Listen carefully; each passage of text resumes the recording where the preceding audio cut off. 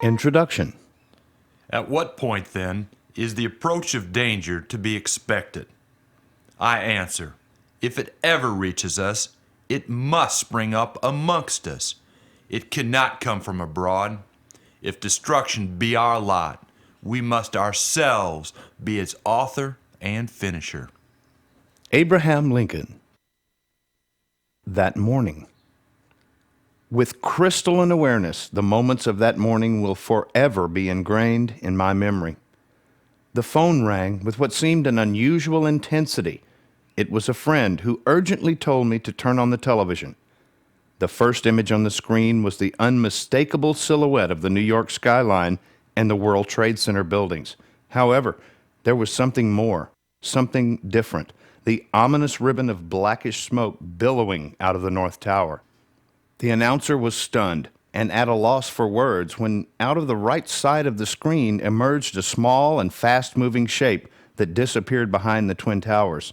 And then The explosion. The yellow and red burst of horror-filled energy ballooned out of the South Tower. At that instant, a cold pulse went through my body. From the subjective stem of my soul, I felt the collective terror of the thousands of souls who were in the building. From the objective cortex of my intellect, I knew the Illuminati were initiating the first move of their deadly endgame. For innumerable hours of that day, more and more news came in. Other planes had been hijacked. The Pentagon was hit. The South Tower tilted and came down in a pyrotechnical display that seemed right out of Hollywood. The announcers did not know where the president was. The North Tower collapsed in an equally dramatic and terrifying fashion. The gigantic ball of gray dust billowed and chased thousands of onlookers down the streets. It was reported that up to 50,000 people could be dead. Another airliner was downed over Pennsylvania. It was reported that the vice president was in a secured underground bunker. All commercial jetliners were ordered to land. World Trade Center buildings 3, 4, 5, and 6 were on fire. The new estimate was that 20,000 could have been caught in the towers. It was rumored that Osama bin Laden was behind this attack. It was still unclear where the president was. The area was sealed off, and Mayor Giuliani was giving statements. We watched dozens and dozens of replays. There were more reports that bin Laden was behind the attack. The president was reported to be on his way back to Washington. Revised estimates were again lowered to 10,000 that could have lost their lives. World Trade Center building number 7, a 47-story tower, mysteriously came down that evening, and on and on. The trick. Just as those of us old enough to remember, almost 40 years ago, where they were and how they felt when Kennedy was assassinated, we will all remember 9/11/01. These events and images have been intentionally ingrained into our consciousness. This is very important to remember. The reason this is so vital is we need to fully realize the masters of deception who are behind this massive drama are stage masters and magicians of the very highest order. Always remember, the magician twirls his cane seductively and gets us to look off into the sky.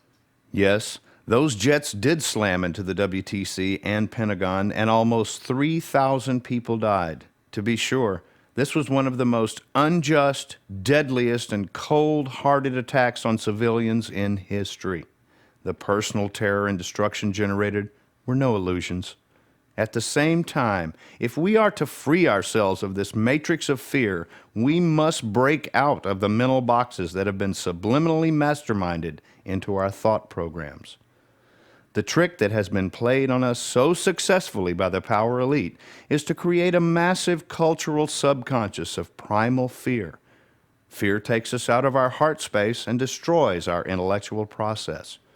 Those who do not use their God-given power of objective intellectual reasoning are controlled by the vagrancies of an undisciplined mind and are easily duped.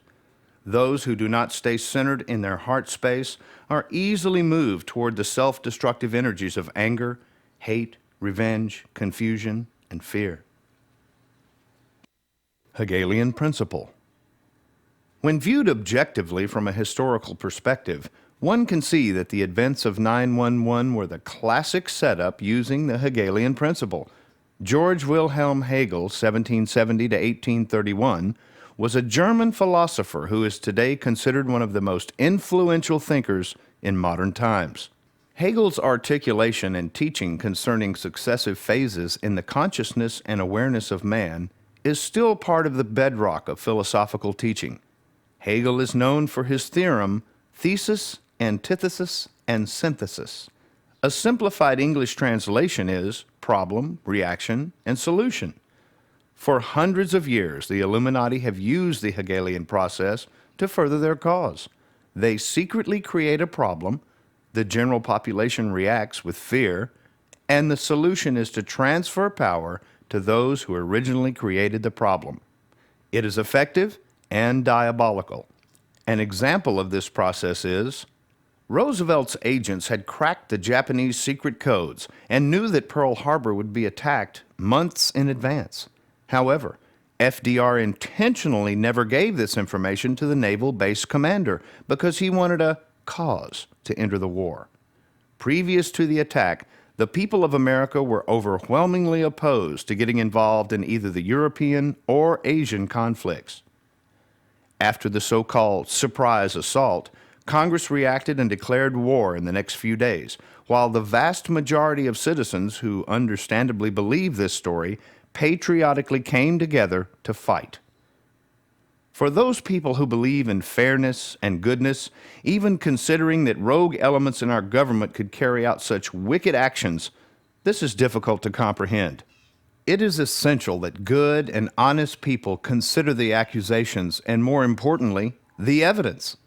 This evidence documents how federal agents have initiated violent and increasingly deadly action against innocent American citizens, i.e., Ruby Ridge, Waco, the World Trade Center bombing of 1993, Oklahoma City, TWA Flight 800, and now 9/11. If this evidence is correct, that unconstitutional and lethal force is being used against our own citizens, together with the accusation that the predominant media is intentionally presenting untruthful information, then, well, you be the judge.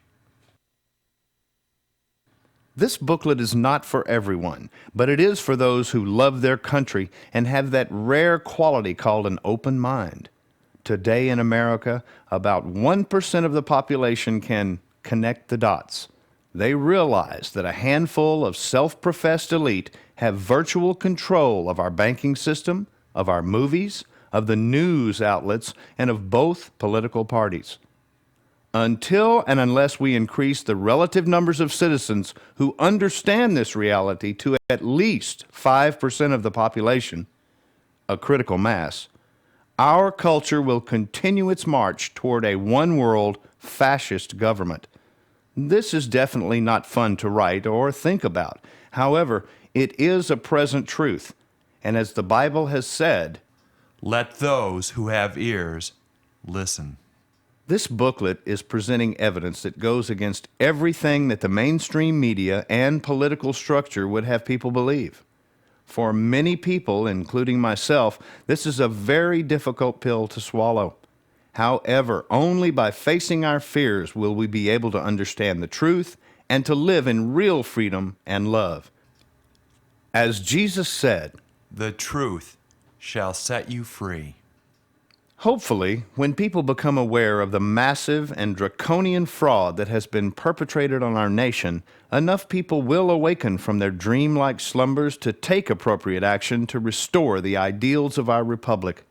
Perhaps these thoughts and ideas can be part of that process. The setup. I tell you, freedom and human rights in America are doomed. The U.S. government will lead the American people and the West in general into an unbearable hell and a choking life. Osama bin Laden, BBC taped video interview after September the 11th. The American people have been played like a fine violin in the hands of a master in relation to the information we have been given by the predominant media. As soon as the 9/11 events began unfolding, the so-called experts immediately showed up on TV, and lo and behold, a very high percentage of these talking heads just happened to belong to the Council on Foreign Relations. The CFR is the primary political organization of the elite in the United States and is described by former Senator and presidential candidate Barry Goldwater as an offshoot of a British secret society whose purpose is to destroy the sovereignty of the United States and create a one-world government. The following 14 points are objective pieces of factual information and relevant questions concerning events which took place before 9/11 that have been glossed over, misrepresented, or ignored by the government and media. Point number 1. In 1979, the CIA initiated a massive program of covert military aid to indigenous Islamic tribes in Afghanistan and Islamic volunteers from other nations who were in opposition to the Russian military invasion of that country. The Russians had formed a coalition with several Afghani tribes from the north of that country, which are referred to as the Northern Alliance. The tribes supported by the CIA were called the Mujahideen by the Western press. Ronald Reagan in 1986 euphemistically referred to the Mujahideen as the freedom fighters of Central Asia. Elements within the Mujahideen later branched off to become Al-Qaeda, again, with full CIA support and funding. Point 2. The leader of Al-Qaeda is a Saudi Arabian who had been educated in Europe, whose name is Osama bin Laden. Osama bin Laden's father was Sheikh Mohammed bin Laden, who founded and built Bin Laden Brothers Construction Company. Later, this company was renamed the Saudi Bin Laden Group.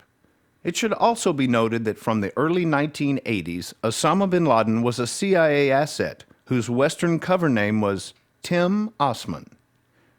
Point 3. The bin Laden family is one of the wealthiest in Saudi Arabia and has been instrumental in building dozens of American military bases in the Middle East. The bin Laden family is closely connected with the ruling sheiks of Saudi Arabia and has strong political and personal connections around the world. Point 4. The bin Laden family and the Bush families have been friends and business partners for many years. In 1977, George Bush Jr. started Arbusto Energy Company in Midland, Texas. One of his first and major investors was Salim bin Laden, who at that time had become the president of the Saudi bin Laden Group. Salim happened to be the older brother of Osama bin Laden. Another interesting connection is Sheikh Khalid bin Mahfouz. Mahfouz is one of the richest men in the world and was also a major investor in Arbusto Energy Company. Further, he was operational director of the corrupt BCCI between 1986 and 1990. According to CIA Director James Woolsey in testimony to the U.S. Senate in 1998, Mahfouz was a major contributor to Osama and Al-Qaeda. Oh, one more little detail. Mahfouz's sister is Osama bin Laden's wife. It's like one big happy family. Point 5. Al-Qaeda was involved in the bombing of the United States embassies, which killed 35 Americans and 150 locals. Al-Qaeda was also partially responsible for the suicide bombing of the USS Cole, which killed 25 American sailors. Point 6. Both Yemen and Sudan offered to extradite Osama bin Laden after the bombings of the embassies and the USS Cole. However, Secretary of State Madeleine Albright, who was appointed by Bill Clinton, refused to take bin Laden.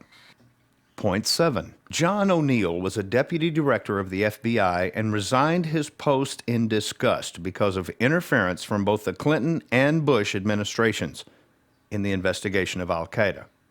He allegedly said this: The main obstacles to investigate Islamic terrorism were U.S. oil corporate interest. Mr. O'Neill had the misfortune to be hired as the director of security at the World Trade Center starting on 9/11/01. He was killed on that day in the World Trade Center bombing. Point 8. European newspapers have widely reported that Osama bin Laden was sick with a kidney malfunction and went to an American hospital in Dubai in January of 2001. While there, he met with the CIA's section chief. These accusations are extremely serious because this is after the bombings of both the American embassies and the USS Cole that were tied to bin Laden. Point 9. Intelligent people from around the world laugh at the mere idea that bin Laden could orchestrate the complex hijackings of 4 commercial airliners that took off from 3 different airports from a cave in the mountains of Afghanistan, 12,000 miles away. Point 10. In October of 1993, there was a car bombing of the World Trade Center. The bombing was not successful in bringing the building down because the car was parked too far away from the interior columns. Unfortunately, 34 people were killed. The bomber was a 43-year-old Egyptian, Imad Salim. According to stories from the New York Times, Salim was paid $1 million and was trained by the FBI to perform this reprehensible act. Salim figured out that he was being set up to be the patsy and taped John Antisev. Antisev, a top American FBI agent, told Salim to proceed with the bombing. The media is strangely quiet about this act of treason from within. This is incredible. Few people are aware that there was an attempt to blow up the Alfred P. Murrah building in Oklahoma City in 1985, 10 years before the last incident. The New American magazine has done a wonderful job of investigating and reporting about this group that initially tried to blow up the building and who live in Elohim City, Oklahoma. Many independent investigators believe this same rogue group was involved in the 1995 bombing and may have had support from elements within the FBI. It is said that A thief always returns to the scene of the crime. could it be that units within the government have come back to finish their unfinished work at the World Trade Center, as it appears they did in Oklahoma City? Point 11. The United States government spends a minimum of $40 billion of our tax money a year on the FBI, CIA, and NSA. These agencies were responsible for helping start and finance al-Qaeda and have been closely monitoring the Taliban, bin Laden, and al-Qaeda for the past decade. Yet all of these agencies, with all their money and all their technology, flatly deny they had prior knowledge that there would be such an attack. Hogwash. After the assault, these agencies were actually rewarded with significant increases in funding and were lauded by the administration and the press. This is sick stuff. Point 12. In the week before 9/11, there was an increase of 1,200% in trading activity of orders to go short on the stocks of American Airlines and United Airlines, as reported by the Chicago Securities Exchange. An investor goes short when he expects the stock to decrease in value. Tens of millions of dollars were made by those who appear to have had forewarning of this event. According to the New York Times, the Wall Street Journal, and the London Independent, a high percentage of this activity came from one investment firm, Deutsche Bank and A.B. Brown. The principal manager of this firm until 1998 is now the director of the CIA. There has still been no official investigation. Point 13. According to Reuters News Service, 2 of the terrorists went to a topless bar a few nights before the attack. While at the bar, they were supposedly obnoxious, had lots of drinks, and each spent over $200 for lap dances. The story goes on to say they talked about how America was going to suffer and conveniently left business cards. Oh, one more thing. Being faithful Muslims, they also left a Holy Koran. Sure. The spin doctors must have been drunk when they came up with this story. They want us to believe fundamental Muslims who are going to give their lives for Allah would go to a strip bar, get drunk, which is against Islamic law, tell the world what they're going to do, and then leave their business cards and a Quran. The only thing more amazing than this story is that most Americans seem to believe it. Point 14. On the day of the attack, a couple in Jersey City, New Jersey, reported that they saw a group of men on top of an adjoining building filming the first jet hit the North Tower and cheering. They assumed that these men were Arab terrorists and called the police. The police caught these men, but they were not Arabs. They were Israelis, here in the United States without legal permits.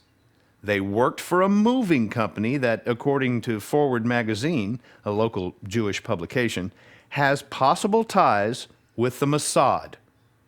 Who were these men who had prior knowledge? Why was this story suppressed? And why did our government allow them to return to Israel? The hijackings. Naturally, the common people don't want war. But after all, it is the leaders of the country who determine policy, and it is always a simple matter to drag the people along, whether it is a democracy or a fascist dictatorship or a parliament or a communist dictatorship. All you have to do is tell them they are being attacked and denounce the pacifists for lack of patriotism and exposing the country to danger. It works the same in any country. Hermann Göring, one of Hitler's top men during the Nuremberg trials. The administration and media's story concerning the actual hijackings is this. On the morning of 9/11/01, 19 radical Islamic fundamentalists hijacked 4 commercial airliners. The hijackers used paper cutters to overwhelm and kill the 8 pilots and to control the 266 passengers and flight attendants. The 2 flights that took off from Boston, Flights 11 and 175, were redirected to New York, where they were crashed into the World Trade Center buildings.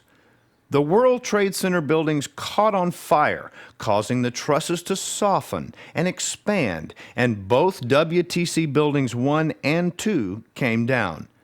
The flight that took off from Newark, Flight 93, flew all the way out to Ohio and then circled back towards Washington, D.C. During this flight, several passengers made phone calls from the plane. A number of the passengers made an unsuccessful attempt to regain control of the plane, and during the struggle, the plane crashed in central Pennsylvania. The now famous last words of Todd Beamer, one of the passengers of Flight 93, were, "Let's roll." The 4th flight, Flight 77, took off from Washington, D.C., flew across Virginia, West Virginia, and got to Ohio, turned around, and flew back to Washington, D.C., where it slammed into the Pentagon. This is the story that a vast majority of Americans have repeatedly been told and believe. The following list of objective facts, worthy questions, and valuable insights into this segment of the 911 events are essential to making good decisions as to what really happened. Point 15. Of the 8 pilots on the 4 flights, 6 had military experience and were considered men who could take care of themselves. Is it possible all 8 could be overwhelmed and killed by hijackers who were using paper cutters? Further, is it possible none of the 8 pilots could take any evasive actions or send out alerts to the FAA? Yes, these things are possible, but they are not probable. Point 16. 2 supposed pilots of hijacked Flight 77 were Khalid al-Midar and Nawak al-Hamzi. This is the flight that disappeared over Ohio, came back, and pulled off an extreme spiral maneuver, leveled off, and hit the Pentagon. Flight instructor Rick Garza at Sorby's Flying Club had this to say about our ace pilots. It was like Dumb and Dumber. I mean, they were clueless. It was clear to me they weren't going to make it as pilots. Point 17. Flying jumbo commercial airliners is not like driving a golf cart. There are significant skills one has to learn. First, the pilots who were not from this country would have to fly by sight for several hundred miles. Secondly, the pilots on Flights 175 and 77 were said to have brought the planes down from 30,000 feet, performed fast and tight 280-degree veers, and hit their targets with bullseye precision, all by hand. Give me a break. A commercial airliner creates 1.5 to 2 times the normal gravity when it turns. With turns at this altitude, this speed, and this degree of tightness, the plane would be pulling 6 to 7 times normal gravity. According to experienced commercial pilots, these maneuvers would be virtually impossible for any but the most advanced pilots to accomplish. Point 18. Very few people are aware that the Telegraph, a paper out of New Hampshire, reported that flights 175 and 11 crossed paths at the same moment, directly above the Stewart International Airport in New Windsor, New York. Well, what a coincidence! One of the controllers of this facility is reported to be also the controller of the Egypt Air Flight 990 that crashed in 1999 when the pilot supposedly committed suicide. Interesting. Point 19. It must also be noted the FAA has not released flight path information or the full voice recordings of the communications between the planes and the FAA. There are 2 black boxes on each large airliner, and these boxes are built to withstand major crashes. Thus, it is a bit strange that the FAA says that most of the information on all 8 black boxes of these flights was destroyed. Point 20. Few Americans are aware of a technology called Global Hawk. With this technology, flying drones, which look very similar to commercial planes, can be maneuvered with great precision. Many believe that this technology can also be used to override the manual or auto control of a commercial airliner and perhaps could have been used on 911. 21. The official story is United Flight 93 took off from New Jersey, was hijacked, and flew out to Ohio, where it turned around and headed back towards Washington, D.C. Supposedly, the passengers made several calls to loved ones, and Scott Beamer and others made an attempt to take back control of the plane. During the fight, the plane crashed. The problem with this story is that the plane did not crash because of the fight. The plane was shot down. Here are the facts. 1. The debris was scattered over an 8-mile radius. 2. The debris was blown into tiny pieces. 3.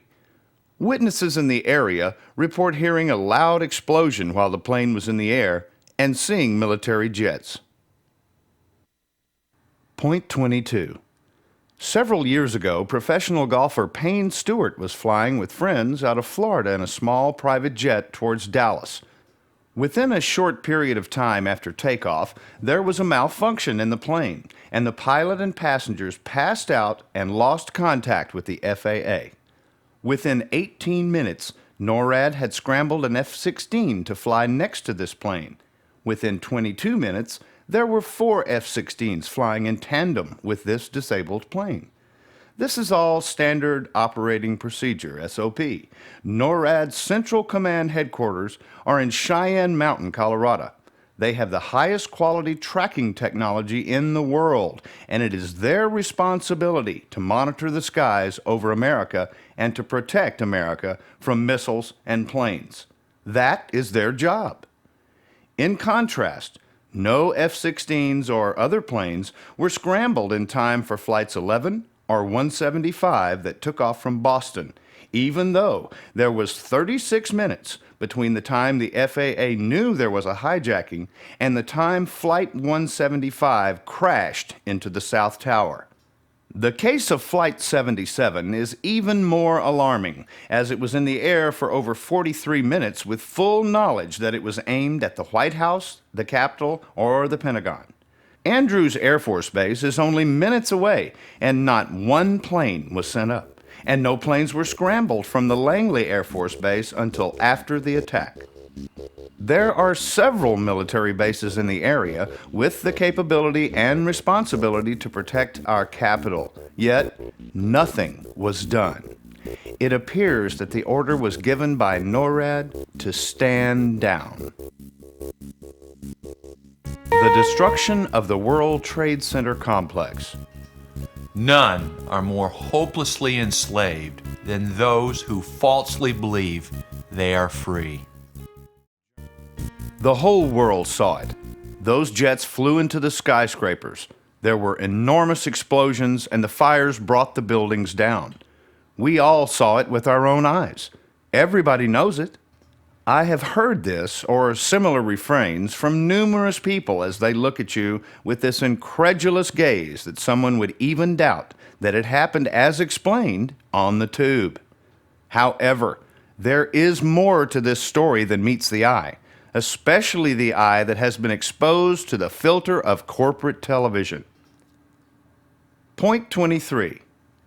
Construction on the World Trade Center buildings 1 and 2, that's north and south, was commenced on September the 11th, 1971.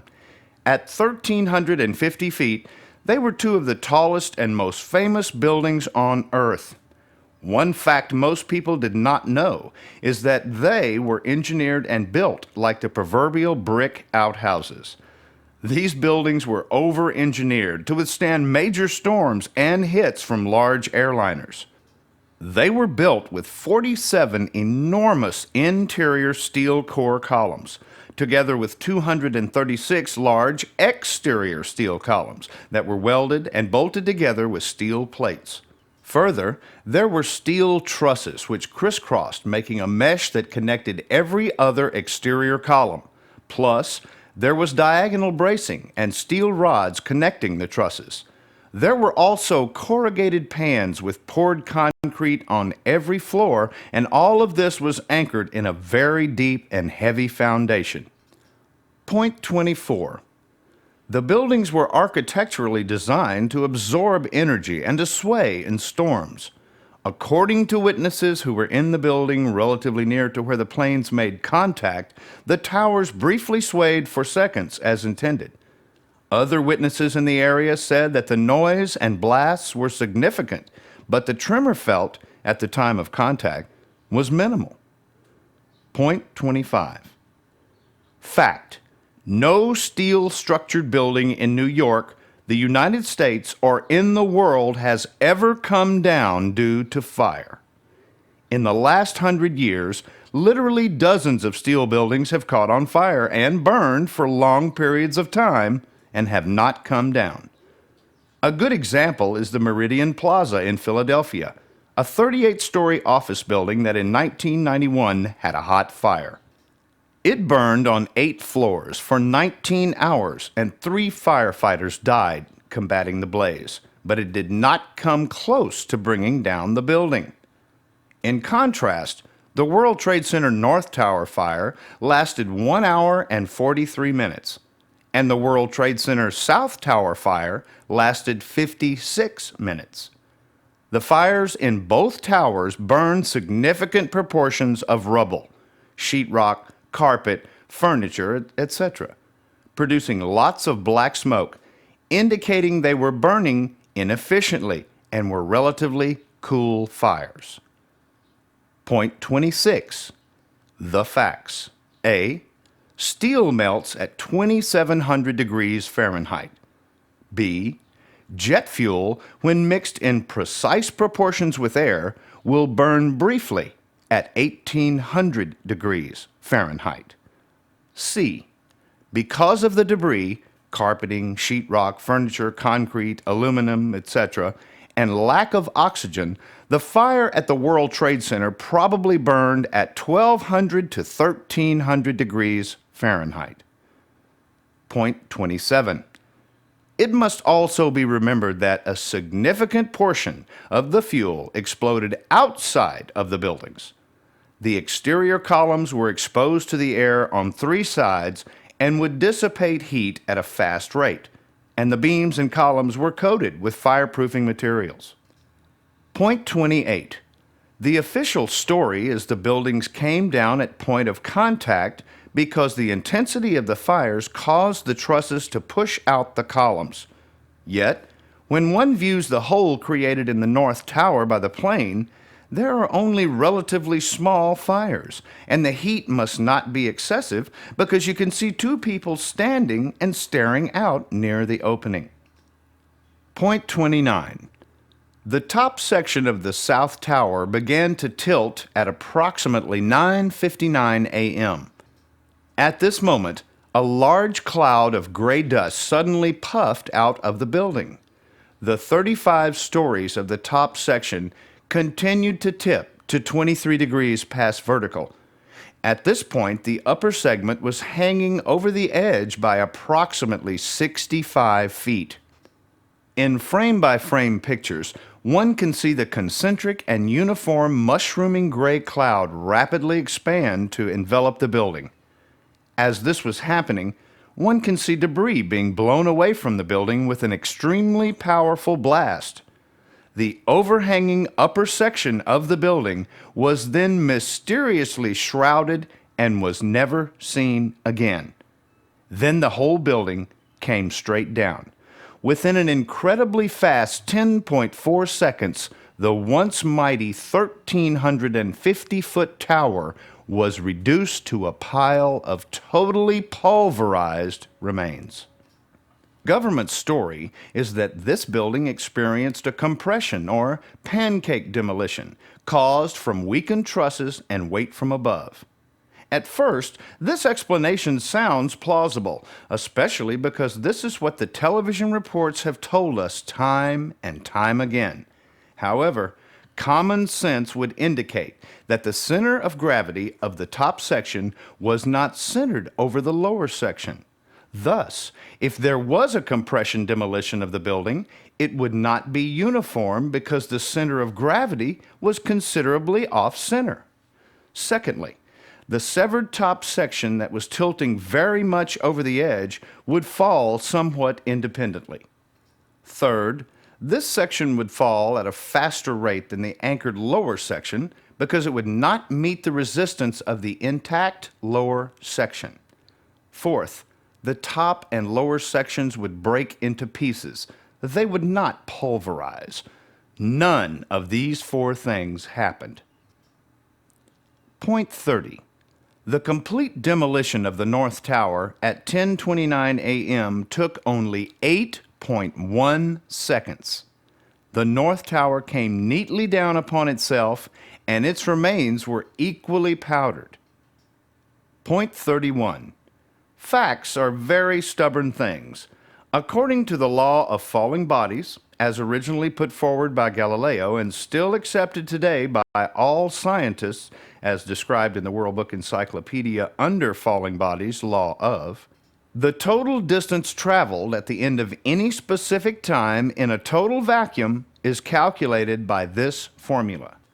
Distance being d equals 32.16 divided by 2 times time in seconds squared.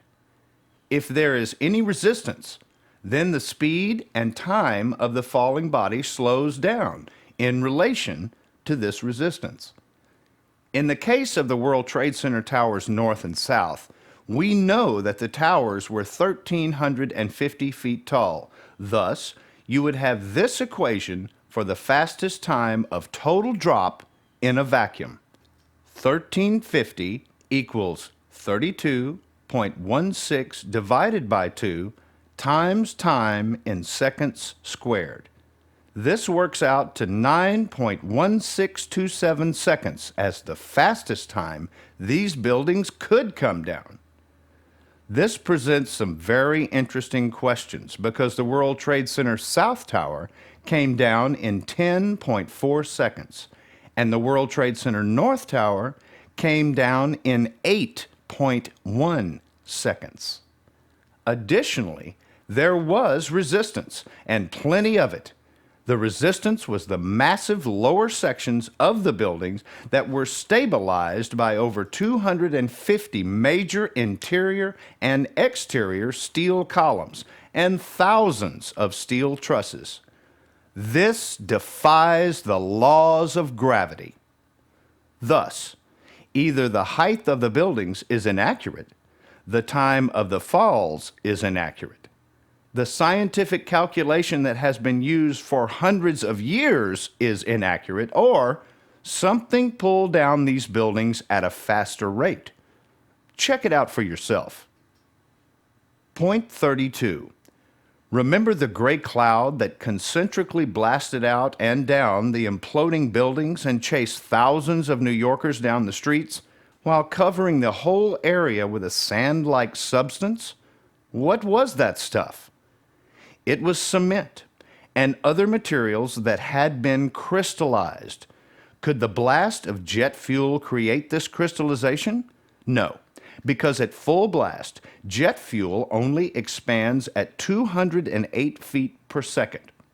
Could a compression demolition do this? No. There is not enough latent energy. The cement would crack and break, but would not pulverize. The only way the molecular composition of these materials could be so scrambled is if there were small-scale nuclear devices or there were high-tech explosives. Since there are no unusual readings of radioactivity that can be confirmed, modern explosives are the logical choice. High-tech explosives, such as RTX or C4, can expand at over 1,000 feet per second and create extremely hot temperatures. Modern explosives could cause the crystallization of the building materials while creating a vacuum that could pull down the buildings at a faster rate than normal speed and leave a residue of extremely high temperatures. Point 33. FEMA put forward this hurried and very short explanation concerning the collapse of the World Trade Center's north and south buildings.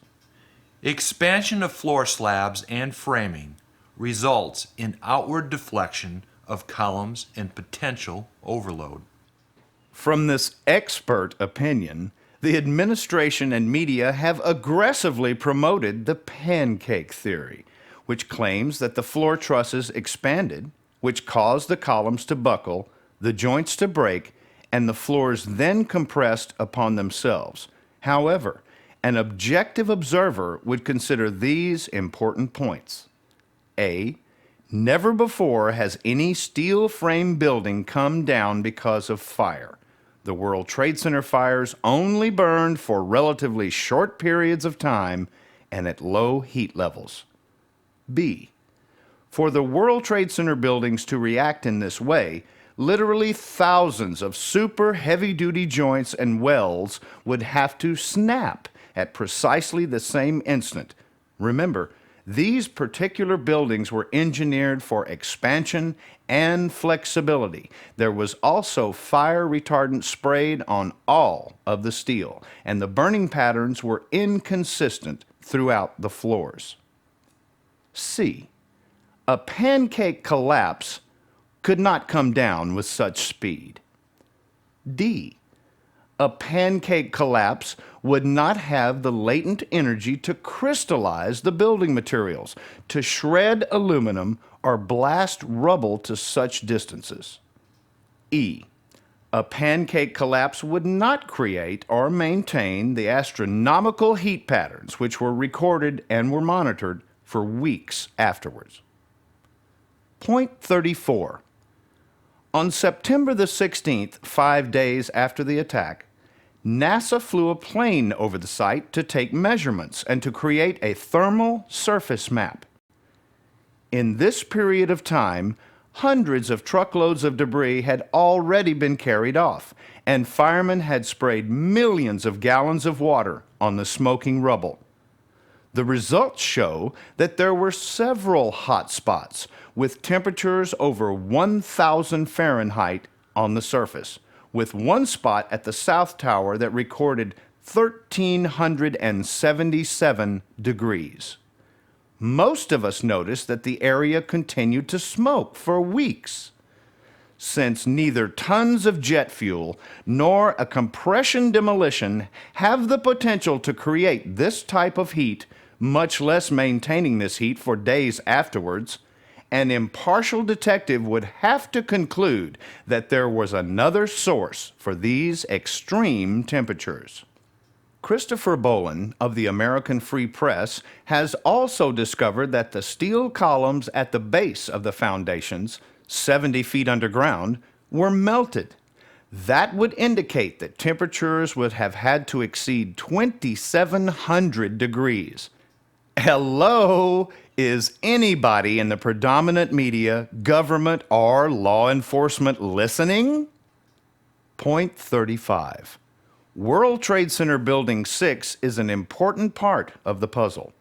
Shortly after World Trade Center Building 2 was hit, there was a huge explosion that appears to emanate from the center section of World Trade Center Building 6.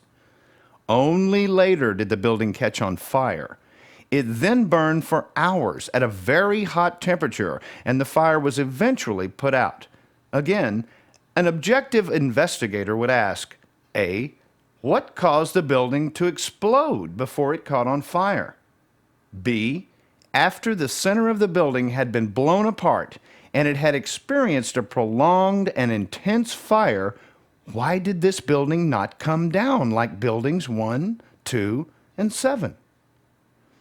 Point 36. The facts surrounding World Trade Center Building 7, a 47-story building, are even more bizarre. World Trade Center Building 7 was built on top of a major electrical substation that housed 10 large transformers. Further, the landlord had allowed the tenants to install large diesel fuel tanks with a capacity of over 42,000 gallons to take care of emergency power generation in the building. Some of the major tenants in the building were Mayor Giuliani, who had built a $13 million control bunker in this building, the CIA, the Department of Defense, and the Secret Service. It seems quite strange that the mayor would build such an expensive bunker in a building that was on top of such potentially explosive tanks and transformers.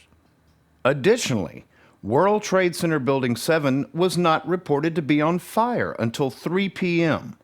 This is 5 hours after World Trade Center 1 and 2 had collapsed. These fires were relatively minor and had been burning for less than 3 hours when the whole thing came tumbling down at 5:25 p.m. It appears from pictures to be a totally conventional demolition. There were no huge explosions. The building walls fell neatly in on themselves, and the rubble was cracked and broken, not pulverized. It is of interest that neither FEMA nor anyone else made a report or even made a suggestion as to what had happened to this huge building that housed some very interesting tenants. Point 37. It is said that every picture tells a story. And in the case of the seismic activity as documented by Columbia University Seismology Group, there are some very interesting stories.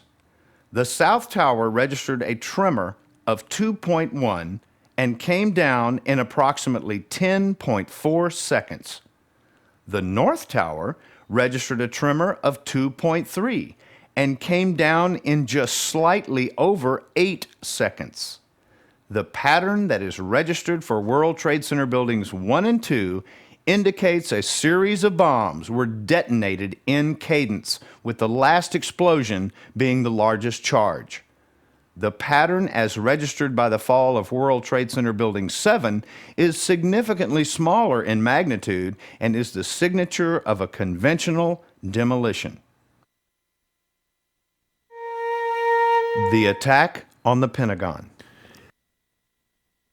They that give up essential liberty to obtain temporary safety deserve neither liberty nor safety. Benjamin Franklin.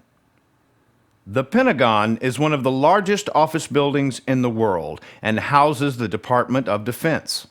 It sits on the Potomac River in Arlington, Virginia, directly across from Washington, D.C. The building is a traditional 5-sided pentagon and has 5 concentric rings that are connected by passageways. Construction on the Pentagon was started in September of 1941, and it was finished in 1942. Now, more than 25,000 civilians and military personnel work there. Many historians believe that symbols are essential to the methodology of the Illuminati. Thus, it is interesting to note many believe that Washington, D.C. was built upon a street grid that represents Masonic occult symbols when seen from above. It is also interesting that Webster's dictionary explains a pentangle as a magical occult emblem. Regardless of why the Department of Defense building was designed in such a way, we all know the Pentagon is supposedly the most protected building of the American armed forces. So, when we are told a known hijacked plane that is 3 states to the west makes a 180-degree turn back toward the Capitol and is allowed to attack the military command center of the whole United States, totally unmolested, something just isn't right. Point 38. There are more cameras and surveillance equipment around the Washington, D.C. area than any other place in the world. So when the military releases only 2 pictures of the attack that don't even show the attacking plane, then I would hope good people would start asking some very tough questions. Point 39. Supposedly, within 15 minutes after the crash into the Pentagon, FBI agents were driving to local businesses and confiscating their surveillance cameras. Point 40. According to the military, there were only 2 pieces of debris supposedly from the plane: a very small and nondescript piece of machined metal and a piece of aluminum that is painted. The painting on the aluminum does not appear to match the emblems of an American Airlines jet, and the aluminum appears to be thinner than the skin of a commercial jet. The obvious question is, where are the engines, the landing gear, and other pieces of evidence that would have survived? A 757 jet, even after crashing and burning, would leave multiple pieces of recognizable wreckage. Where is the evidence? Point 41. There are multiple and contrasting eyewitness accounts of what people saw, which is understandable. According to the Washington Post, Steve Patterson, who lives in Pentagon City, said it appeared to him that a commuter jet swooped over Arlington National Cemetery and headed for the Pentagon. The plane, which appeared to hold about 8 to 12 people. if this eyewitness account is anywhere close to accurate, an objective investigator must consider whether this aircraft was a commercial jet or it was a drone. It must be remembered, Flight 77 totally disappeared from the radar screen while it was headed west over Ohio. No one claims to have seen the plane on its eastwardly return flight toward Washington. NORAD does not appear to have scrambled any jets to investigate this flight until after it hit the Pentagon. The aircraft accomplished a hard, low, and fast 270-degree banking turn and hit the Pentagon with deadly accurate precision. And supposedly, this aircraft was a massive 757 commercial airliner. I don't think so. The cover-up, subsequent events, revelations, and the non-investigation of 9/11. We are now at a pivotal point. Our situation is comparable to that of Nazi Germany in 1939, when the German people allowed Adolf Hitler to persuade them that it was in their best interest to begin attacking other nations. This is the simple truth beneath all the propaganda, justifications, rationalizations, and excuses. As always, we must choose whether we are going to be governed by fear or by love. And the moral of the story is that those who fail to learn the lessons which history teaches are doomed to repeat them. Allison Hartsong, Mount Shasta, California, in a letter to the Sacramento Bee on October 12, 2002. In the days, weeks, and months since 9/11, our nation has changed. We have been saturated by 24/7 fear-based, biased, inaccurate, racist, and hateful broadcasting. Literally, there are a couple of announcers on MSNBC who appear to be close to frothing at the mouth as they spew their contorted messages. in this period of time, there have not been one or two manipulated Hegelian events. There have been dozens. Following are just a few of the happenings and incidents that deserve attention. Point 42. In the weeks after 9/11, anonymous letters and packages were sent to several unsuspecting people filled with the deadly anthrax powder. Senator Tom Daschle's office was the most publicized location to receive this deadly surprise. 6 people from around the country were killed by this insane scheme. Of course, the corporate media at first blamed Al-Qaeda, and then the experts from the Council on Foreign Relations scratched their chins and shifted the focus to Saddam Hussein. The word was now out. We have to stop Iraq. Later on, when scientific analysis was made showing that this particular strain was a technologically superior anthrax that was 10 times finer in micron size than the finest known grade of Soviet anthrax with an additive that was only made at an American weapons laboratory, the talking heads suddenly dropped the issue like a hot potato. The sales of Cipro, an expensive designer antibiotic, went through the roof, making the parent company hundreds of millions of dollars. Later, it was learned that President Bush and his inner circle had all been put on Cipro a month before 9/11. As a sad postscript, 18 prominent biologists and virologists from around the world who may have had knowledge about the origins of this type of anthrax have all mysteriously died between September the 15th, 2001 and November the 20th, 2002. Point 43.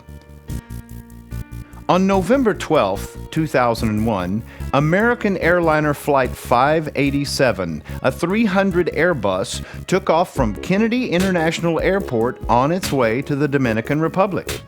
Minutes after takeoff, the plane lost its rear wings, dropped its engines, and crashed into Rockaway, New York. The official explanation given was the plane hit the backwash of the plane ahead of it, which created so much turbulence the plane broke apart. The results from this accident were 260 innocent people killed, and the American public was further traumatized. The problem with this story is that even according to the FAA, Flight 587 was more than 3 minutes behind the preceding flight. This distance and time buffer is well within the safety guidelines of the FAA. Now think about it. Every day for the last 40 years, thousands of airliners have flown at these or closer distances to each other, and never before has such an accident happened. Planes don't just break apart in the middle of the air. It is also interesting that no full investigation of this horrible accident was made. What is going on here? Point 44. There was no move to initiate an official congressional investigation of the most significant terrorist attack in the history of our nation until November of 2002. 14 months after the attack. Then, Bush had the audacity to name Henry Kissinger, who will be seen as one of the most tarnished and corrupt characters in the history of our nation, as heading this investigation. Weeks later, Kissinger resigned because he would not disclose his client list. The Illuminati are so overconfident that they are intentionally rubbing the noses of American citizens with this arrogant insult called an investigation. This is a total outrage. Sadly, a vast majority of both Democratic and Republican congressmen and senators have not even called for an honest inquiry, did not care, or were bullied into going along, and have openly supported this cover-up. Perhaps this is one of the most pertinent indications of how far and how fast the integrity of our representative government system has fallen. Fortunately, there were a few exceptions to this rule. Congressman Ron Paul of Texas spoke articulately and courageously for the truth. Congresswoman Cynthia McKinney from Georgia also asked for an investigation, and for her efforts was instantly branded by the media and some within her own party as almost a traitor. Her opponents collected more than $1 million, much of it came from out of state, to defeat her in her bid for re-election. Another voice of reason was Senator Paul Wellstone, who went against the politically correct posturing and asked that there be an official examination of 911. On October the 25th, 2002, weeks before his tightly contested election, Senator Wellstone's private Beach King aircraft went down in northern Minnesota, killing the senator, his family, campaign workers, and the pilots. No cause of accident has been released. In the following weeks, the Republican candidate who fully supported the Patriot Act, the Homeland Security Bill, and the invasion of Iraq was elected and shifted the balance of power in the Senate to the Republicans. To these voices of reason and a handful of other elected representatives who had the guts to speak the truth, we need to say a prayer of thanks. Point 45. The first procedure at the scene of a crime is to protect and investigate the evidence. However, remember what happened at Oklahoma City. According to General Ben Parton and other investigators of the Alfred Murrah building, the evidence had been blown up, hauled away, and buried before detectives could make an investigation. The company that did all of this was the Controlled Demolition Company. It just so happens the Controlled Demolition Company was hired within a short period of time to clear away and sell the rubble of the World Trade Center at a very profitable rate. The Controlled Demolition Company did their job well and also kept everyone away from examining or even photographing the evidence. The oldest, largest, and most prestigious fireman's magazine in the country is the Firefighters Magazine. Its editor, Bill Manning, was very critical about the lack of investigation and the removal of evidence. He said it was a half-baked farce. Point 46.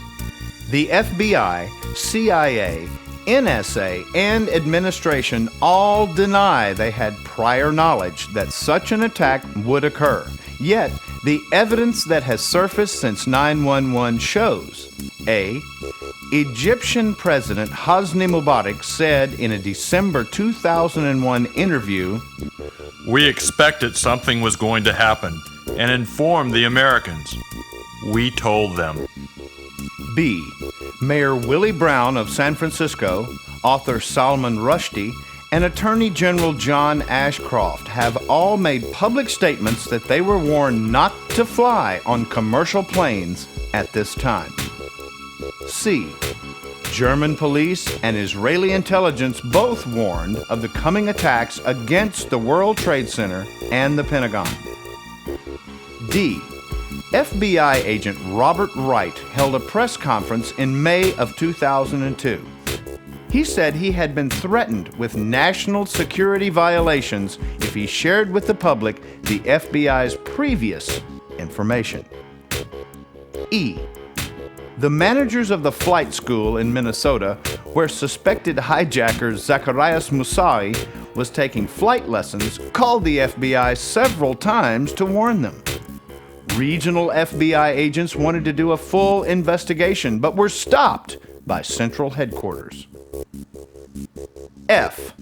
A $7 billion legal suit has been brought against Bush and other governmental administrators by 400 families who lost relatives on 9/11. The suit is claiming that Bush and others allowed this terrorist act to occur. Their attorney, Stanley Hilton, is pointing out that Mohammed Atta and 2 other hijackers were given training at the Pensacola Naval Flight Station. G. It is reported that employees of Odigo, an instant messaging company, did not show up for work on 9/11 at the World Trade Center.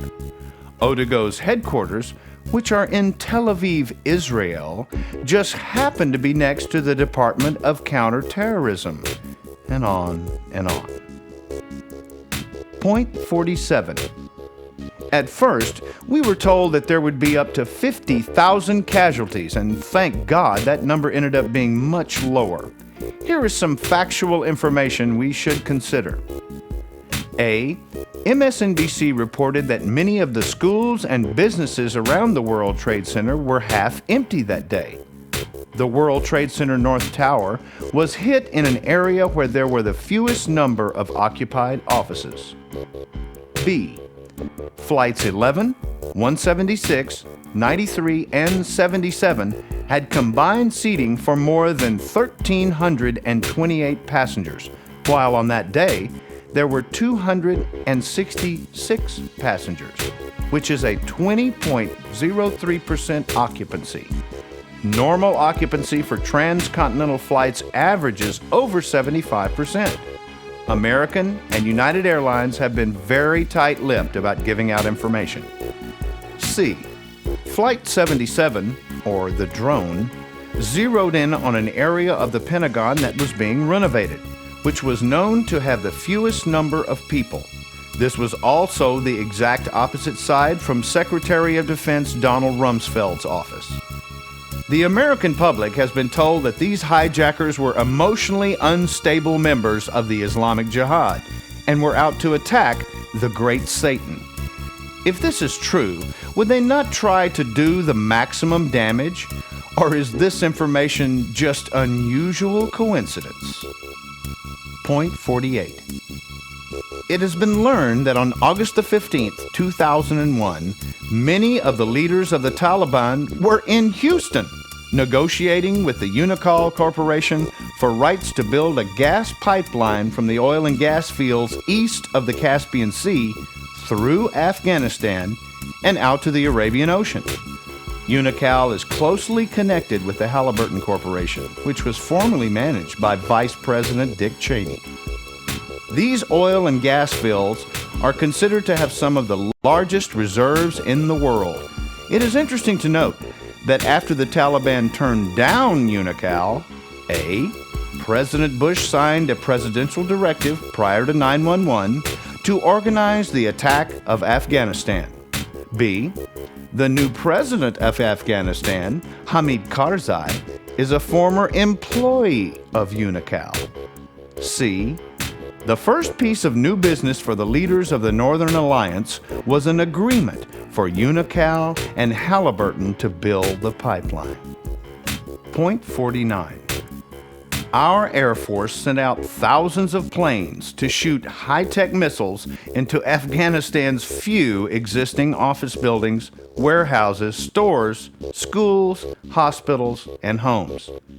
We sent thousands of troops over and invaded their country, destroyed their ragtag military forces, and overthrew their government. This is what I call an act of war. Maybe you would too. There was a vote by Congress to allow the president to proceed, yet Congress never declared war, as is prescribed very articulately in our Constitution. Either we follow the rules of the Constitution, or we don't have one. Point 50. Oh, by the way, not one of the hijackers was from Afghanistan. Bin Laden said that he didn't do it. And the Taliban said that they would hand bin Laden over if the U.S. would give them any proof that he was involved. Just for the record. Point 51. American Special Forces directed and supported the Northern Alliance in defeating the Taliban forces. It was really not much of a battle. It was the Americans with 21st century Star Wars weapons versus a bunch of goat herders with 19th and 20th century rifles. One of the American military's favorite tactics in this duck shoot was to drop incendiary bombs from planes that would fly in at altitudes far higher than the range of the pathetic pop gun artillery pieces the Taliban possessed. These bombs would spray a petroleum substance over an area about the size of a football field. As this substance was floating down to the ground, it would be ignited, creating both an unusually severe thermal combustion and also it would suck all of the air out of the area. No living being could escape this Holocaust. After one of these confrontations in northern Afghanistan, approximately 2,000 dazed Taliban were taken prisoner. The Northern Alliance victors crammed the prisoners into railroad boxcars, which were left to bake in the hot sun, and gave them no food or water. After several days, those who were still alive, many of them mere boys, were taken out of the cars, shot in the head, and buried in shallow graves. Can't you feel the love? Point 52. Speak about feeling the love. On 9/11, 2,998 people were killed in New York, Pennsylvania, and at the Pentagon. It was called The worst terrorist act in history. the pain and suffering to the related families and to the people around the world in general cannot be described. Many people say and believe that our nation is a cut above the rest because many profess to believe in the teachings of Jesus.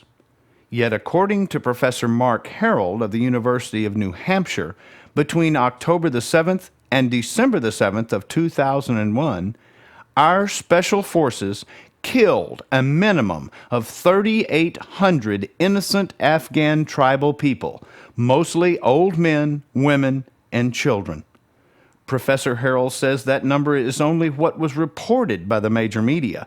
The real numbers of slaughtered non-combatants was probably closer to 5,000. And papers in India reported that there were more than 20,000 killed. All of this was done in the name of the people of the United States, under the euphemism, Operation Infinite Justice. there has been very little response or even discussion by the clergy, media, or population in general about this massacre. I wonder, what would Jesus say about Operation Infinite Justice? Point 53. The following could be considered funny if it were not so distressing. On the morning of 9/11, President Bush was at the Emma E. Booker Elementary School in Sarasota, Florida. Before going into the classroom for a photo op, he was told by White House Chief of Staff Andrew Card that Flight 11 had just crashed into the North Tower. Undeterred and with a stiff upper lip, Bush proceeded with his schedule and went into the classroom for photos with the kids who were going to read him a story about a pet goat. During the pet goat story, Andrew Card came in and told the president that a second airliner had just slammed into the World Trade Center South Tower. Bush then responded with the clear thinking and determination of a true leader. He stayed in the classroom listening to the pet goat story for another 26 minutes. After leaving the classroom, it took him another 29 minutes before he put the military on high alert, and it was during this period of time that the Pentagon was hit. From there, instead of returning to Washington as Commander-in-Chief to huddle with his military advisors and to reassure the American people, he flew over to Louisiana and then up to the Offutt Air Force Base in Nebraska. He did not arrive back in Washington until 7 p.m., 10 hours after he had been told about the second flight that crashed into the World Trade Center. That pet goat story must have been mesmerizing. Point 54. When I originally got into politics, one of the first axioms I learned when trying to figure out what was going on was, Follow the money. it must be pointed out that the Bush family is deeply involved with the Carlyle Group, one of the nation's largest defense contractors. The Carlyle Group is a multinational octopus that is generating megabucks from the war on terrorism. Another one of the knights in shining armor that is profiting big time from the Carlyle Group and this hysteria is Khalid bin Mahfouz, brother-in-law of Osama bin Laden. Brother Cheney, as already mentioned, has his fingers deep in the pie. When you look at the list of personalities that are supposedly serving our nation in positions of leadership that appear to be making a killing out of the killing, it really is quite sad. Point 55. The World Trade Center land lease was sold to a Mr. Silverstein for $100 million down, just a short time previous to the attack. He put a very large insurance premium on the complex, even though the buildings were experiencing higher than normal vacancies and had significant asbestos problems. This son of a gun is now trying to get double the amount on his original insurance coverage, $7.1 billion. Not a bad return. And again, speaking about following the money, it was said several times in the first weeks after 9/11 that there were large, and I mean large, international deposits of gold bullion that were deposited in the huge vault in the basement. Gold is a very heavy element, and though it could melt, it would not be pulverized. It has also been said that there were large digital deposits credited to the bank within the World Trade Center. Where, oh where did this money go? Nobody but nobody seems to be talking. Can you say Bank robbery? Point 56. George Orwell, in his classic book 1984, created a story that seems so far out just years ago. Today, Orwell's description of a society gone mad with doublespeak and tyranny does not seem so foreign. The Patriot Act is thousands of pages. I wonder if this could have been prepared before 9/11? And strips our Constitution down to its shell. It allows the police to enter your home, take your possessions, and to arrest you without a warrant. Further, it allows trials without juries. The administration says that this is only for terrorists. However, the definition of what a terrorist is undefined and at the discretion of the administration. The Office of Homeland Security is right out of Adolf Hitler's manual, and its enthusiastic leader, Mr. Tom Ridge, seems intent on exercising his almost unlimited power. Whole books can be and are being written on this unconstitutional, blatant, and immoral grab for power. These two quotes by our president are very indicative of what is happening. If this were a dictatorship, it'd be a heck of a lot easier, just so long as I'm the dictator. George Bush, December the 18th, 2001, on CNN. This new law that I signed today will allow surveillance of all communications used by terrorists, including email, the internet, and all cell phones. President George W. Bush. Point 57. Since 9/11, appropriations for military spending is up more than $60 billion, and appropriations for the alphabet agencies is up a minimum of $6 billion, probably much more. During this same period of time, the deficit on our trade balance has increased by more than $40 billion, and the so-called surplus they said we had on our annual operating budget has again turned into a major, big-time deficit. Somebody, well, that means you and me, is going to have to pay for this with more taxes or more inflation. This is a simple fact that the CFR boys don't talk much about. Maybe it's because they own the banks that are making the profits from these loans. Point 58. Osama bin Laden. Remember that turban fellow? For 6 months, you could see his face full time on almost every channel, and then we invaded Afghanistan, and Mr. bin Laden suddenly disappeared. In November of 2001 through January of 2002, MSNBC the New Yorker, and the Times all ran articles that said Pakistan's secret police, the ISI, which are directly controlled by the CIA, airlifted several thousand members of Al-Qaeda and perhaps Osama out of Afghanistan to safety. If this is true, it is one more major act of treason. It is worthy to look at the similarities of 9/11 and what happened during the Gulf War in 1991. For almost a year in 1991, we heard nothing except how despotic Saddam Hussein was. Our nation then spent close to $100 billion, invaded Iraq, smashed his army, destroyed the infrastructure of that nation, and killed over 100,000 Iraqis. Bush Sr. then told our military to leave Saddam alone. What is this? What the power elite did not tell you is that Saddam Hussein, like Osama bin Laden, was a CIA asset and that they needed him as a Trojan horse. Mark my words, if Osama is still alive, he will be back in the news in the not-too-distant future when they need him. Point 59. Speaking of Iraq, Bush, Cheney, and the rest of the military-industrial establishment have been using every tactic they can to gain support for an attack on Iraq. Their story is that Saddam has built up a huge arsenal of weapons of mass destruction, together with creating a secret long-range missile program. The problem with this story is that in 1991, we blew away their military, destroyed their infrastructure, and since that period of time, we have had an embargo and inspectors in their country.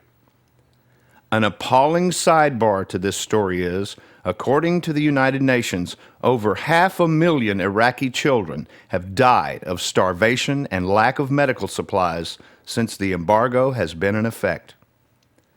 To be conservative, let's say that the true numbers were wildly inflated by 500%.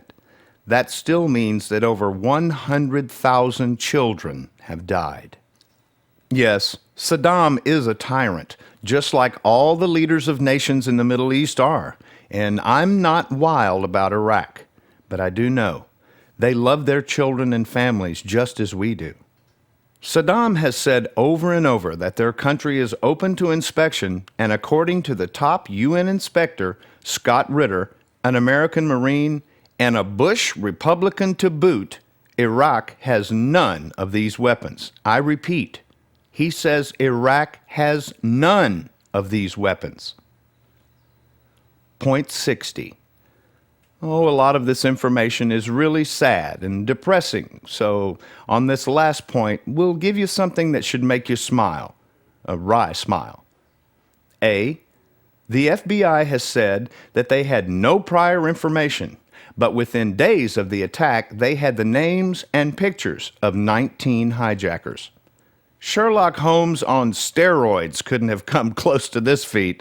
Oh, by the way, again, several of the names on that list have shown up alive in Morocco, Egypt, and Saudi Arabia. B, the FBI said they found Mohammed Atta's bag, which supposedly did not make it on the plane. What incredibly good fortune for the perpetrators. Investigators. In this travel bag was all sorts of information. The only question is, why would a hijacker who is intent on committing suicide pack a travel bag and load it full of incriminating evidence? C, last but not least, days after 9/11, the New York police chief says they found the passport of one of the hijackers. Amazing! They would have us believe that a paper passport jumped out of his coat, morphed through the plane, passed through the fireball, and wafted gently down to the city streets to be discovered unharmed. Who writes this stuff? Looking at the big picture. The individual is handicapped by coming face to face with a conspiracy so monstrous he cannot believe it exists. J. Edgar Hoover. In bullet summary, we know 1. The CIA helped create Al Qaeda and that bin Laden was a CIA asset. 2. The Bush and bin Laden families have been longtime friends and business partners. We also know sources high in the government have interfered with the investigation of Osama. 3. Even though there is overwhelming objective information that demonstrates that there were numerous people, agencies, and governments that had awareness of the diabolical plot previous to 9/11, our FBI and CIA stoutly maintain they had no prior knowledge. 4. The information as presented to the American public about the hijackers and what happened with Flights 11, 175, 93, and 77 is full of gaping holes and misinformation. 5. The jetliners did not bring down World Trade Center buildings 1 and 2. Further, the media and government have promoted the pancake theory as the cause of the collapse. Objective review of the evidence shows that this theory does not hold water. 6. It is apparent explosives were in place prior to the planes hitting the buildings, and that these explosives were used in the demolition of World Trade Center buildings 1, 2, and 7. Further, there was also a bomb or bombs in World Trade Center building 6. 7. Flight 93 was shot down over Pennsylvania. 8. There was either massive criminal negligence on the parts of the FAA and NORAD, or, at some level of command, the orders were given to step down and not scramble fighters to protect New York City or the Capitol.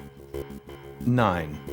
The government is withholding vital information concerning Flight 77 and what actually happened at the Pentagon. 10. The administration has quashed all efforts to have an honest congressional investigation of the worst terrorist act in our nation's history. 11.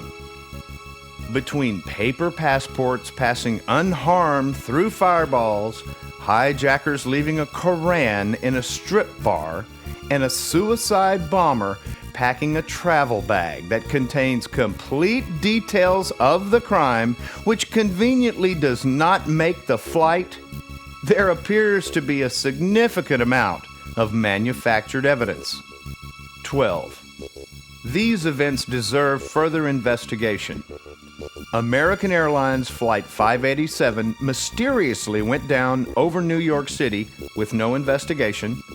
Super high-tech anthrax was used as a terrorist weapon. A disco in Bali was blown up using high-tech explosives. A sniper killed several people indiscriminately in Washington. And Senator Paul Wellstone, who had been asking the wrong questions, dies in a fiery airplane accident. 13. Bush, Cheney, and many others who daily have been advocating intense military action in the Middle East are directly invested in companies that make huge profits from warfare. 14. The results of the Afghanistan War. Constitutional law was abandoned. Thousands of innocent tribal peoples were killed. A puppet government was installed and is headed by a UNICAL employee. The pipeline for UNICAL and Halliburton was okayed. The World Bank and the IMF now control the Afghanistan economy. And opium production has increased by over 900%. The result is the Illuminati have gained control of another country, and the quality of life for the peoples of Afghanistan has been ratcheted to a new low. 15. With the creation of Homeland Security and the Patriot Act, what doublespeak, our Constitution has been raped, and we are now de facto in a police state. 16. The corporate media, Television, radio, magazines, and newspapers parrot the party line like clones. In a truly free country, the press has to ask the hard questions and do real investigating. This is not happening. Even more distressing, a vast majority of Americans have accepted this story, hook, line, and sinker. Why would they do this? So, we have all of this information, but the obvious question is why? Why would they do this? When Rome was still a functioning republic, Roman judges would always ask the question, Qui bono? or who benefited from this crime? When we ask ourselves this simple question, we see A. The arms dealers are selling hundreds of billions of dollars in new weaponry. B. The International Monetary Fund, the IMF, and the World Bank have created over $1 trillion in new loans in the last year alone. C. Ariel Sharon and his group of hardliner political Zionists are jumping for joy because they have been pushing the United States for years to aggressively attack Arab nations. This is a very sensitive issue because there are distinct, opposing, and emotional points of view concerning the Middle East, regardless of which side of the fence you stand on concerning Israel and the Arabs. When Ariel Sharon recently said, I don't care what the American people think. I own the Congress. It should create significant concern for all Americans, especially because he is probably correct. D. The multinational oil corporations have taken control of the rich Caspian oil fields and now have their eyes set on Iraq. E. The Illuminati has always known that the freedom-loving, God-conscious people of the United States were always going to be their biggest problem. With 911, many of our brothers and sisters have become so afraid and so confused that they are willing to turn over their rights for promised security. I realize the immensity of this information, this conspiracy, is hard to accept. Our minds tell us that we are in America, the land of the free and the home of the brave, and this is not the way it is supposed to be. Well, as Dorothy said in The Wizard of Oz, Toto, I don't think we're in Kansas anymore. take a deep breath and please listen to these following quotes. Today, America would be outraged if UN troops entered Los Angeles to restore order. Tomorrow, they will be grateful. This is especially true if they were told that there was an outside threat from beyond, whether real or promulgated, that threatened our very existence. It is then that all people of the world will plead to deliver them from this evil. The one thing every man fears is the unknown. When presented with this scenario, individual rights will be willingly relinquished for the guarantee of their well-being, granted to them by the world government. Henry Kissinger, Bilderberg Conference, 1991, in Evian, France. We can't be so fixated on our desire to preserve the rights of ordinary Americans. President Bill Clinton in USA Today on March the 11th, 1993, page 2A. The interests behind the Bush administration, such as the CFR, the Trilateral Commission, founded by Brzezinski for David Rockefeller, and the Bilderberg Group, have prepared for and are now moving to implement open world dictatorship within the next 5 years. Dr. Johannes Koppel, former official of the German Ministry for Defense and advisor to NATO. We are on the verge of a global transformation. All we need is the right major crisis, and the nations will accept the new world order. David Rockefeller.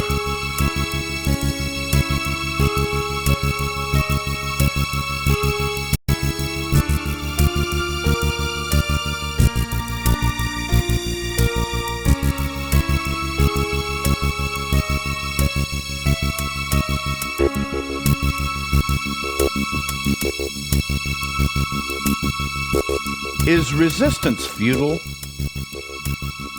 Well, isn't this lovely? All of the major movers and shakers and warlords are telling us to our faces to pack it in because the game is essentially over. It reminds me of the television series Star Trek, when the Enterprise, the good guys, come up against the Borg, the bad guys, who are half human and half machine. The Borg repeat only one message. Resistance is futile. We really do have some significant choices in front of us. If one is relatively new to this point of view, it can be, and probably is, very overwhelming. Most people in our nation have been so well conditioned, and their minds are so compartmentalized that they cannot even contemplate this information. However, since you are listening to this booklet now, you would not have gotten to this point without having at least a relatively open mind. The first question must be, Is this information true? my response? Each person who reads this booklet and other information concerning 911 needs a very discerning mind. Please, please, please check and double check all the references. This stuff is kind of serious, to put it gently. Perhaps most importantly, listen to your subconscious. Does your inner voice say that this information is correct? This is a very individual choice. The second question is the big one. What can we do? Or is resistance futile? Here is where we really separate the wheat from the chaff. Clearly, these rascals control the banks, the media, the government, most of the technology, and the minds of most people. It doesn't sound fair, does it? This is where faith and prayer have to become the guiding light. Do we really believe in the Creator? Do we really believe that the Creator wants our families, our culture, and our world dominated by literally a handful of materialistic, egotistical, secular atheists who view 99% of the human race as cattle, or at best, no more than servants? I know that these are hard concepts to let one's mind contemplate, but we really don't have the luxury of time. Be aware, ignorance and denial are death sentences. We really are in a cycle that is comparable to Nazi Germany. Though there are places you can run to, and perhaps immigrate to, they really won't be safe for very long. If you know in your heart that there is a creative force, God, you know that this march towards a tyrannical new world order is not something that God wants. This nightmare is the creation of human beings who have forgotten their connection with Spirit and have and are making some very bad choices. It is up to us as individuals to examine ourselves and decide whether we are going to focus our life energies on love, truth, and justice and stand for these ideals, or whether we are going to give away our own spiritual sovereignty to the masters of deception. The 7-point program. If we truly believe in God, and if we truly want to experience our highest spiritual awareness, then we have some significant work in front of us. Because such an amazing percentage of good people are putting their heads in the sand when it comes to 911, it means that we have that much more work to do. But remember, at the start of the American Revolution, only 5% of the colonists were really leading the way. The restoration of our republic and revitalization of any semblance of truth, peace, and justice for our civilization is spiritual work. And as Thomas Jefferson said, Resistance to tyrants is obedience to God. the following is a 7-step program for every citizen. First and foremost, close your eyes and go deep within your soul and humbly and passionately connect with your divine self, the creative force of the universe. Ask for clarity, guidance, and strength. Remember, the power of prayer is much more powerful than the power of hate. If ever there was a time to put aside our egos and ask for help, now is that time. Awareness of the game is the second step. The Illuminati, in their own twisted and sad minds, have created this extraordinary illusion to create as much fear as possible, and they have done an extraordinarily good job. We also need to understand that 911 is not the apex of this perverted drama. It is only the opening salvo of the power elite's in-game strategy. Most certainly there will be further Hegelian events, problem, reaction, and solution, that will be manufactured and coming our way. The third step in this dance is gather as much objective information as possible. As Francis Bacon said, knowledge is power. the source and reference material in this audio is just awesome. Fourth, we positively, absolutely, no questions asked, have to share this information with friends, family, acquaintances, strangers, everyone. Don't be shy.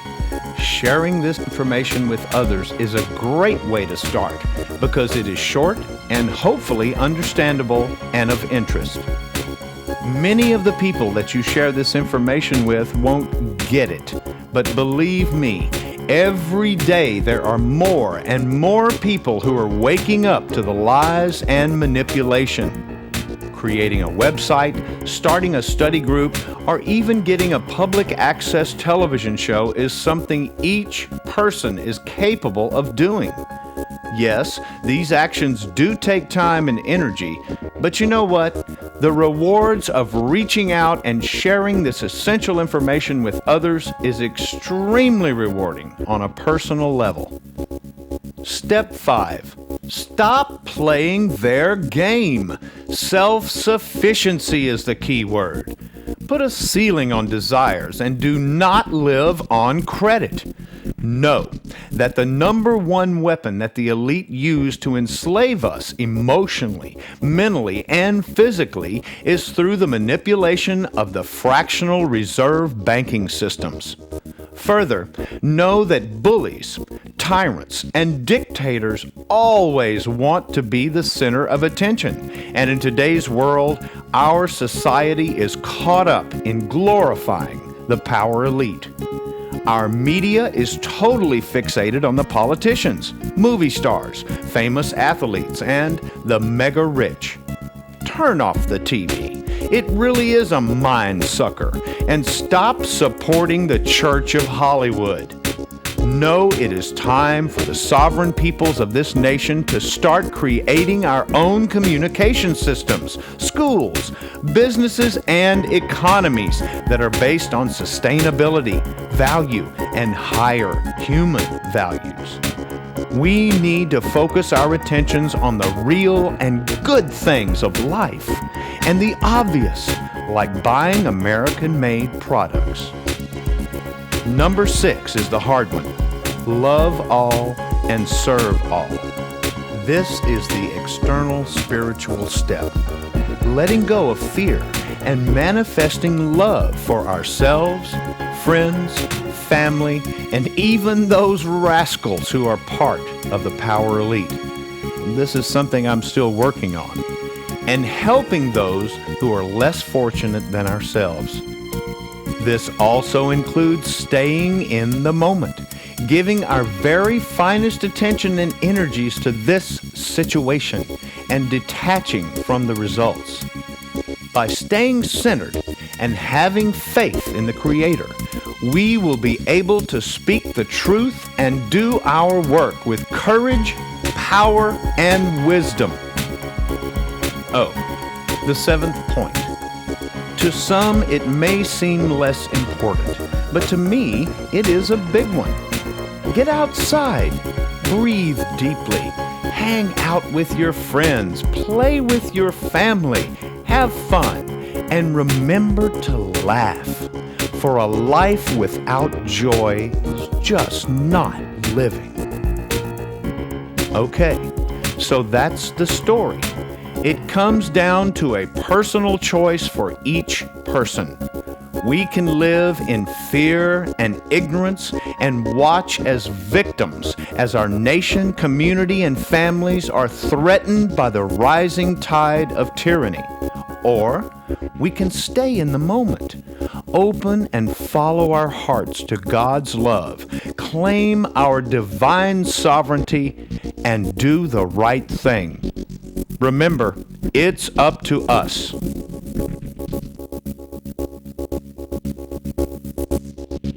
Hi, this is George Humphrey.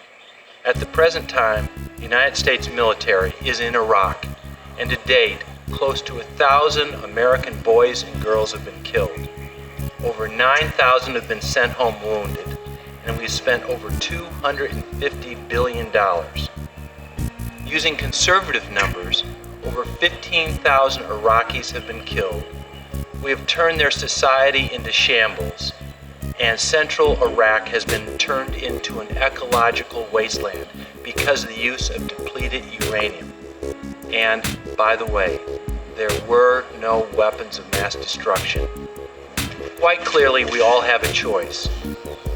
Is the truth important? Do we want to live in a constitutional republic where individual rights are honored, or do we want to continue to hand over our nation to the self-professed power elite and continue this march toward a complete police state? Most importantly, do we believe in the Creator and the universal laws of truth, peace, justice, and love? I hope that you found this documentary of interest and value, and I hope that you will check out the reference. Thanks for your interest.